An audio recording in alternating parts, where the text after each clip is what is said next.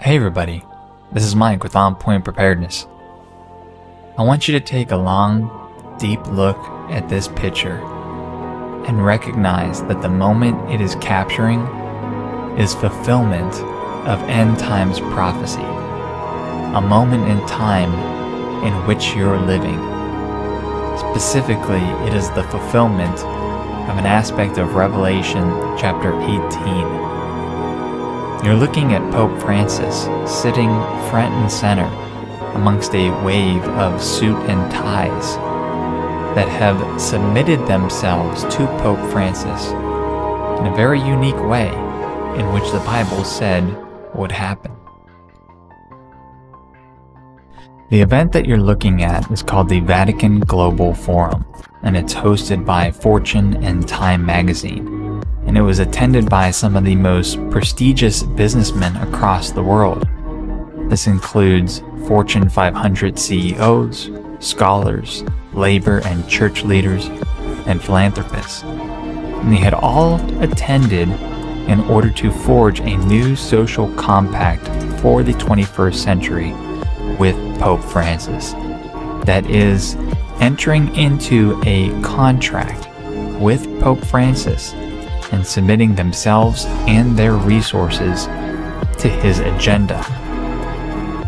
If we look at the document that was summarized by Fortune and Time magazine called Working Group Solutions, we can see exactly what the intent of this get-together was. The document starts out by stating, "Your Holiness, the report presented here is a result of the work of some of the world's most prominent business and thought leaders." Keep that very important sentence in the back of your mind as we continue. These people that attended the meeting are the world's most prominent business leaders. And these business leaders at this forum, from some of the world's largest companies, have sought to answer the Holy Father's call, that is Pope Francis, to action, forging a new social compact or social contract for the 21st century.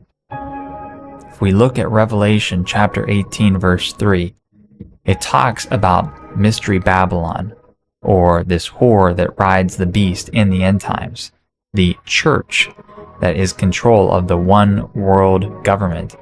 And it says, "For all nations have drunk the wine of the wrath of her fornication, and the kings of the earth have committed fornication with her. And the merchants of the earth are waxed rich through the abundance of her delicacies." The merchants in those days were the businessmen. And as Revelation talks about events to come, it is stating that the top merchants or businessmen of the earth will submit to Mystery Babylon, to this church, seeking her abundancies and delicacies. And take a look at this picture again. The importance of where Pope Francis is situated, right in the middle of all the world's top business leaders. And they have all submitted to him their allegiance to carry out his call to action, and also submitted their resources to it as well. So now that we've set the stage, wait till you see what the working groups came out with and what their plan for us is. Now what you're looking at is perhaps the most important aspect of this document that I feel you need to see and you need to share, because it is so readily apparent with what they're doing with regards to the mark of the beast and its spread worldwide. This working group is focused on financial inclusion, and it talks about how there remain obstacles to achieving the World Bank goal of universal financial access, and the fact that there are many challenges to obtaining this goal with hard-to-reach populations, financial literacy, and other aspects. However, here is what they propose. Jumpstart the underserved markets. Companies will support initiatives to produce digital identities for the 1/5 of global citizens who lack one, and therefore are shut out of the financial system. This one sentence is saying so much. It's the fact that 4/5 of the world currently has a digital identity, and only 1/5 does not. And Pope Francis's call to action is for these companies to support initiatives to produce unique digital identities for the remaining 1/5. And key words here, global citizens. Something that we have seen come up on the horizon over the past 2 years, and I will begin to explain to you in just a few moments. But this is the mark of the beast, in which Revelation 13:17 talks about that no man might buy or sell save that he has the mark or the name of the beast or the number of his name. They want all quote-unquote global citizens to have unique digital identities for the same financial system so that no one is shut out and that everyone must play. Now, this global citizen term is something very disturbing in its own right, let alone paired up with Pope Francis's call to action. And it is a global community of people that identify with being part of an emerging world community and whose actions contribute to building this community's values and practices. At least that's what the website says. Really, it is preparing the citizenry for a one world government and the one world religion.